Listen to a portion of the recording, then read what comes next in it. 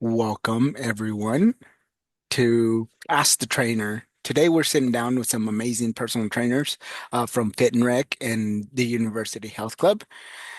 Joining us are Anna and Lola from Fit and Rec and Sean from the University Health Club. Thanks Hi, for y'all. being here, guys. So, let's start with some quick introductions. How long have you been in the industry? And how long have you been in the industry and what area of expertise? So Lola, if you want to start. Yes, I can start. Hi, everyone. Once again, my name is Lola. So I got my certification a year ago, but I've always been into fitness and I've been training. And I used to be a student athlete here at OU. And yeah, that's my background. And my expertise, just strength and resistance training. Perfect. Anna, you want to go? Hi guys, I'm Anna. I'm a senior at OU. I've been personal training since like what, January, February area. Um, and expertise, just getting healthy, getting a good routine. And I'm hoping to go to school for the dietitian program. So I love everything nutrition and I'm a health and exercise major. So a little bit of everything. Perfect. Sean. Hello, everybody. I'm Sean. So I've been in the industry for over 10 years now, I think. So my background, I've been in athletics basically my whole life. I played college soccer. I've been at the health club for about, I think, 8 years now, I believe, maybe longer than that actually now. But my expertise is kind of in athletics, a little bit in rehab, a little bit in like strength conditioning, that kind of aspect of everything. So it's nice to meet everybody. Perfect. Okay. So great. Now let's dive into the questions we often hear from employees. Now, if you are joining us in the Zoom, you can drop a question in the chat at any time, and we'll get to it and we'll ask the trainers. But the first question is, when someone is deciding to work with a personal trainer, what should they look out for?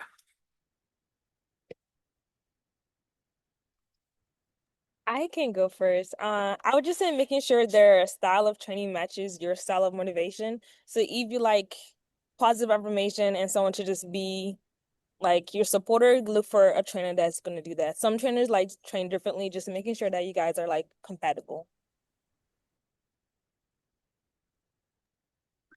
So one important thing is, like she said, be very compatible.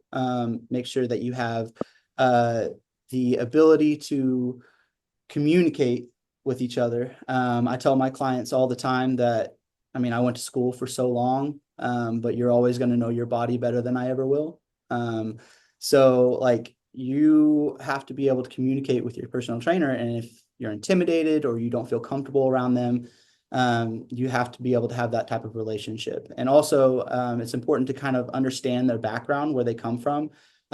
Like we said, we have different specialties different experiences, different things like that. So we have to make sure that if, depending on your goals that you're wanting to go through, if we are compatible in that aspect as well.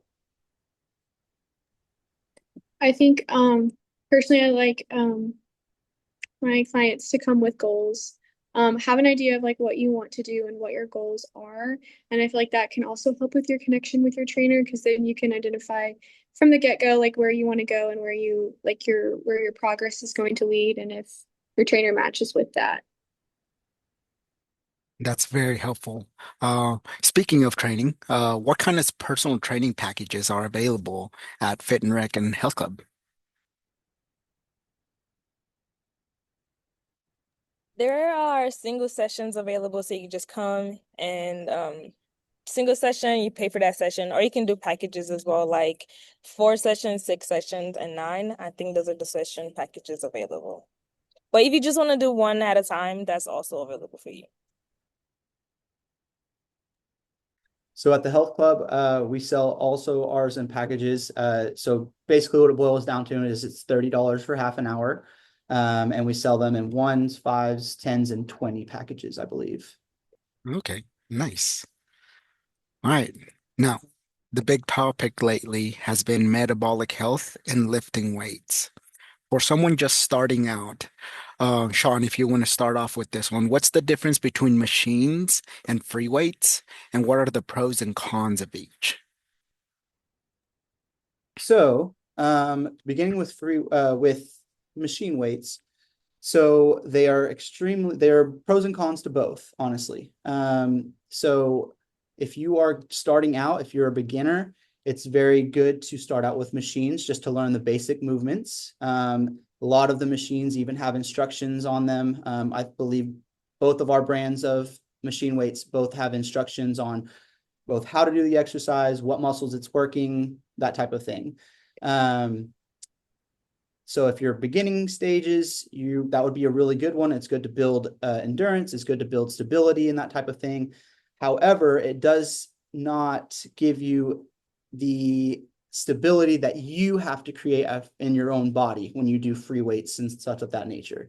So when you take the stabilization of the machine away, your body has to take that stabilization into account, and you have to use those muscles to be able to take that. If you are a beginner, or if you have troubles with balance or joint problems, stuff like that, free weights might not be quite what you want. Now, there might be some stuff that you could still do with that type of thing, but it's not what you should really try to focus on until you have a little bit more experience, or you can kind of deal something with that pain or rehab something with that pain there. So All yeah. right, thank you, Sean. Now, Lola, you said your expertise was strength. What are your thoughts? Yeah, exactly what he said. But with the machines, if they're like training wheels, you can say to get up to the free weights. And then if you're dealing with either lower back pain, they're also good because most of them you're sitting down, so you're putting less pressure on your spine and your lower back, so it's also great. But with strength, you always want to progressively overload, so like increase making it harder for yourself. So it's a good way to like have a baseline, but then working up to the free weights and then training your own stabilizing muscles as well. Perfect. What about you, Anna? Any insight? I think they hit it pretty spot on. I agree with, like with the free weights, it's a lot of balance work and core stability and all of that. So I agree that it's not probably where you want to start out. Probably want to start with machines, but it's a good thing to work towards. I love that. All right, so let's talk social media a little bit, okay? With all these trends like the 3-2-1 method, which trends are valid and which may need a little bit more context than a quick video may provide? And if you want to go first. Yeah, social media definitely can be misleading. I would say that a lot of it is it's going to be so personal to you, and your own workout is going to be so personal to you. So what someone on social media does is it might work for you, but you need to come up with your own routine, and you have your own um, things that you need to work through. I would say that the social media videos don't always show all of the correct form too. A lot of videos are just going to show you like a quick 5 seconds, and you are not going to be able to like walk through, like if you're doing an ab movement, like you don't know, belly button to spine and to keep your lower back, drilled into the floor, like those types of things. So you can totally do those exercises, but getting more explanation on them might be a little bit more helpful than just doing what they're doing, or you're going to hurt yourself. Great. Lola? Um, I didn't know about the 3-2-1 method, but I think I like the idea of doing an activity every day. And it's like balance with like strength, then there's cardio, then there's Pilates. So it's like a mixture of both. So you're resting in between by doing the different muscles. So that's good because like the overall goal is just to be active for the rest of your life and have longevity. So I think that's good. But any um trend that use like, oh, lose weight fast or this will make you lose, that's all for money. Like it does anything. The only way to lose weight is if you're in a caloric deficit, either by working out more or eating less, but that's the only way to lose weight. So anything that's saying that, oh, if you do this 1, 2, 3, you're gonna lose weight, no, that's the only thing. Perfect. Sean, what about some insight from you? Yeah, so kind of building off of both of them. So you do have to kind of take those social media workouts with a grain of salt. There is some validity in some of them. Like the 3-2-1 is a very time efficient exercise program, but it's not super intuitive, especially if you're looking at it on social media. Like Lola and Anna said, like the form isn't, you might not be doing it correctly. You can get that from a little 5-second soundbite.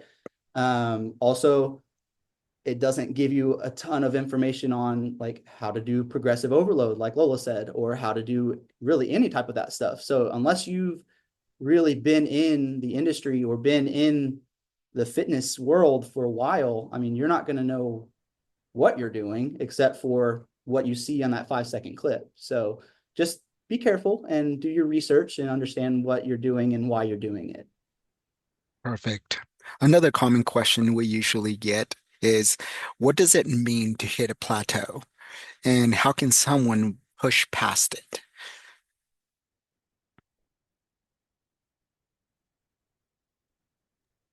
So getting to a plateau basically means that your body is adjusted to the load or the difficulty or the volume that you have put upon it.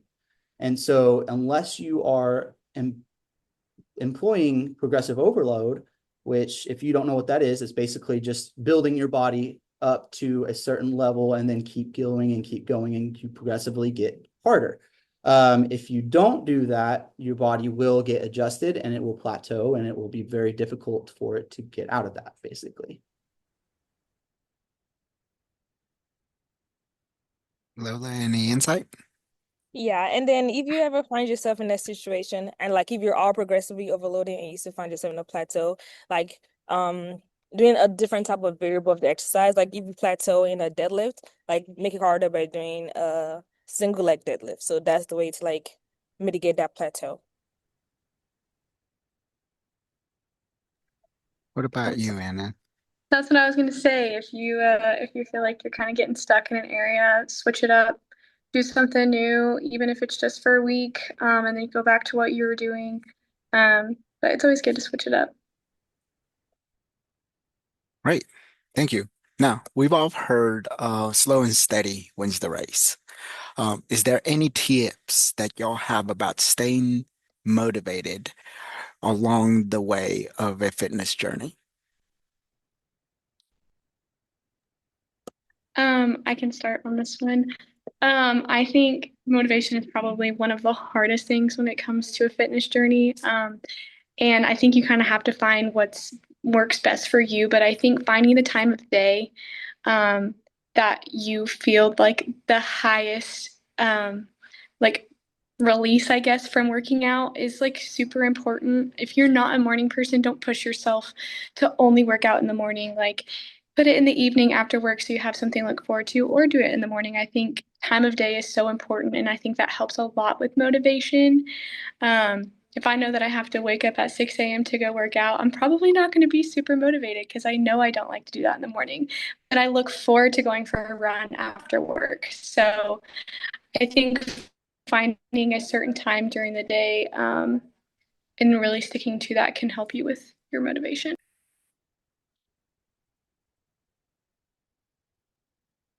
Also, kind of like what we touched on in the last question, changing up your workout. So if you're doing the same routine over and over and over again for months on end, it's going to get probably boring eventually. I know a lot of us are creatures of routine, but changing it up just, I mean, even for, like Anna said, just for a week or 2 weeks or whatever,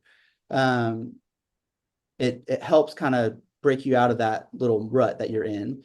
Also, find exercises that you like doing. So a lot of my clients, I explain it to them. I'm like, when I build a program and we have exercises that you hate doing, if I'm not there, or if I get you to the point where you're on your own and you're working out on your own, are you going to do them whenever I'm not there? Put telling you to do them or screaming at you, not screaming, but telling you or motivating you to do them. But so just find exercises that you enjoy doing. If there's an exercise that you don't like doing, ask a trainer. There's lots of ways to do that exercise or work the same muscle groups as that exercise without doing that one. So there's lots of ways to adapt and adjust to help you stay motivated towards working out. And also, one last little tidbit, if you have a day where you are just not feeling it, or you feel awful, or you just want to go home and go to bed and you're not wanting to work out, get to the building and say hi to us first and then go home. If that's all you can do that day, you kept your routine of coming to the building and kept like building that. And a lot of times you'll find that when you get into the building and you say hi to us, you're already there. You're kind of just want to work out at that point. But I mean, if you get in there and you say hi to us and you want to go home still, you still feel awful, like go home. You still kept that routine of coming to the building, coming to say hi to us and building that routine there. Yes, they both said like great tips, especially like doing it at the times that you like it just feels natural to you to do it, and then doing the exercises you like that's important. There's some exercises that I don't like doing. I just don't do them because why am I gonna hit myself? So that definitely like inviting my friends to work out with me. That's something I do so I'm not alone, and then there's like support and then responsibility like with each other. And then some days like you just don't want to think about what you're doing. So group classes are also good. You just go in, do what they tell you, and then you do that. And yeah, I'm just like if you can reward yourself somehow, like if it's like doing your favorite activity after like you tell yourself, oh, I go to gym 5 times this week, I'm gonna go to this comedy show that I've been wanting to go to. So stuff like that's like make it feel good. Yeah. Perfect. Thank you so much for all that insight. Once again, if anybody attending this wants to know a specific question or has a question for our trainers, definitely drop it in the chat. I'll read it off to them. Um, I, when it comes to the motivation, all of your tips were awesome. I definitely uh, have heard of the sticking to a routine and just going in to the gym, even if it's to just check in and then walk out.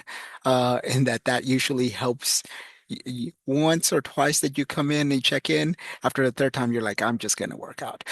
So I have heard that one too. So thank you so much for that. Now, longevity right now is kind of like a buzzword. Do y'all have any insights about fitness and longevity?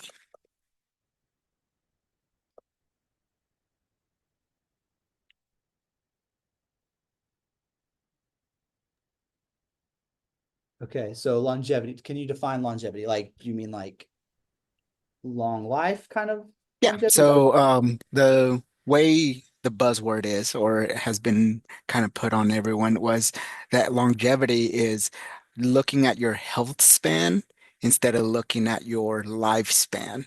So, how long are you going to be healthy during your life instead of how long you're going to live your life? So that the whole longevity term comes from are you going to be able to still carry your grandchild when you're 70, and how you can work towards that. So that's where the buzzwords kind of like roaming around in the circles, and the questions coming from our employees was like, what are some insights that kind of have to do with fitness that go into longevity? So in that case, I would say doing your routines, building your routine early, and getting your routine down, honestly. Too many people just either if they're motivated to come to the gym, they have no idea what they're doing or any plan or anything. They kind of walk in, kind of look around, see what other people are doing. So that's fine, maybe the first few times that you're in there, but we want to get you to the point where you can understand what you're doing, and that also saves you time.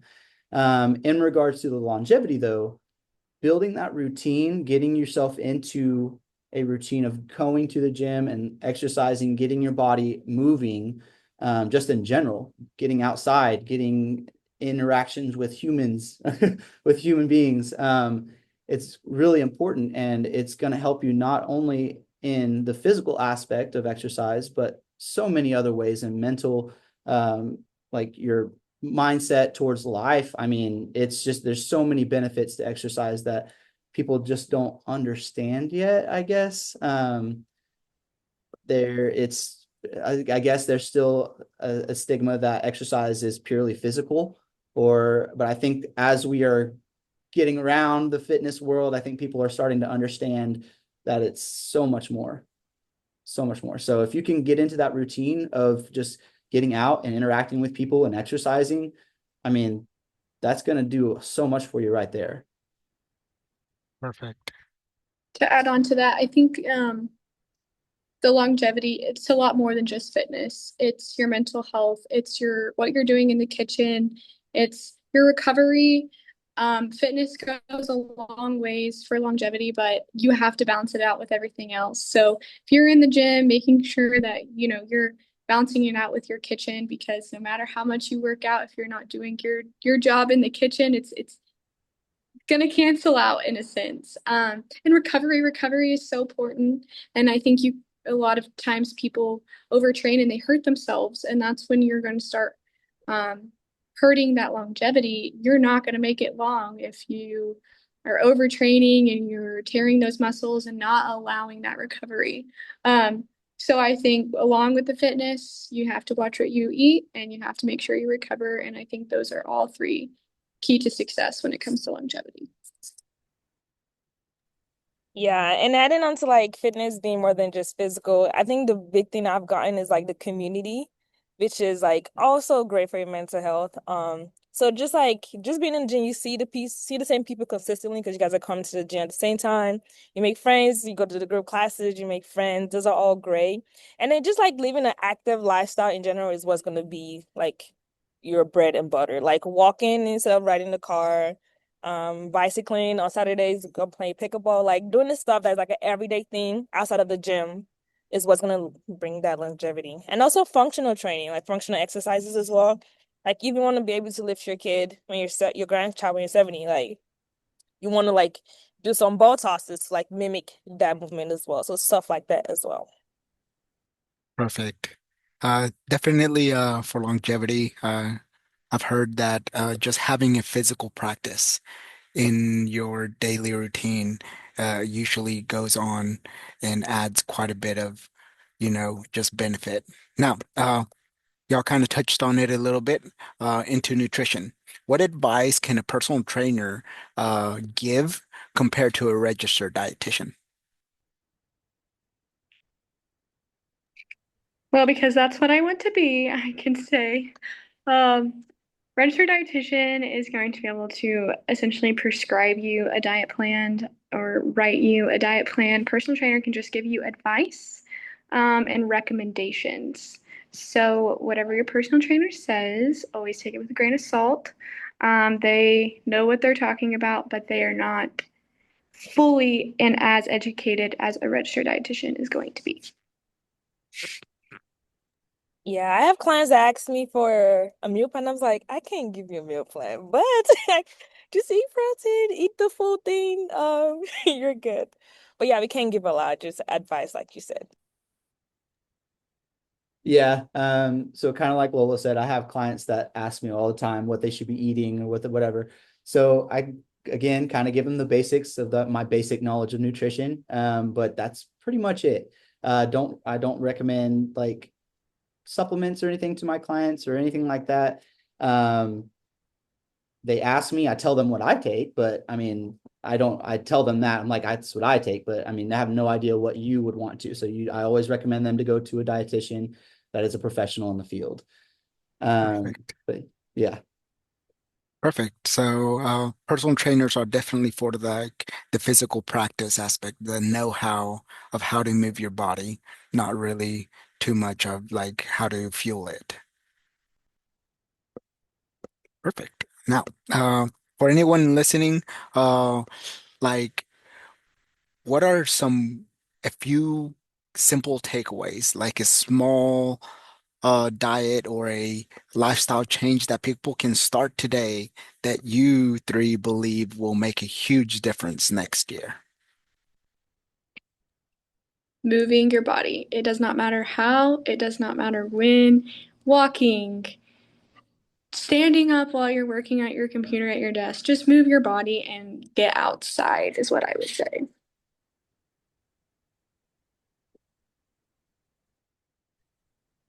So Anna, that's a really good one. Extremely good. There's a saying, I guess, I don't know if it's around everywhere, but there's a saying now, motion is lotion. You guys have probably heard this one yet.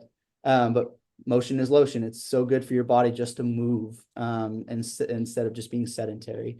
One that is kind of, I like little like sayings and stuff. So, but one that really helped me, even as a kid, don't drink your calories. So soda, like all these drinks, Red Bulls and all this stuff, just if you can stick to water, flavored water, stick to whatever juice maybe. But it's so difficult to fight that. And then also on top of the calories you intake in your physical food. So that one will cut out a lot in your health and in your calorie intake as well. Yeah, I was also gonna say like 15-minute walk a day. But since Anna said that, I would say join a group like fitness class. I love group fitness class so much because it's a good if you're new, it's a good way to get like a base of like, oh, what I should be doing, how I should be moving. And like sometimes the instructor will tell you like how to fix your form, which is also great. If you can't afford a personal trainer at that time, but group fitness is like you just go there and do what they say. It's like it requires no effort. So yeah, no mental effort. Great. Well, the last questions we had from our employees was um, university employees or even like students, they have such busy schedules, especially with family obligations and everything. What's your advice for incorporating fitness or just physical practice into an already packed day? I just say start small, do something small every day. One of my favorite sayings is stronger than yesterday. So just get a little bit stronger than yesterday.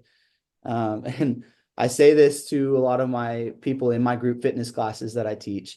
But it's one of my favorite Dr. Seuss quotes, but it's, and whatever you do, give it your all. Progress is progress, no matter how small. So I say that to myself every day. And it really helps a lot to have kind of that mentality towards everything. And that doesn't necessarily have to mean exercise. That could mean going for a walk out in nature because you're stressed out from work. That could mean like so many different things, but just be stronger than yesterday. Just make yourself better than you were yesterday, or try to be at least.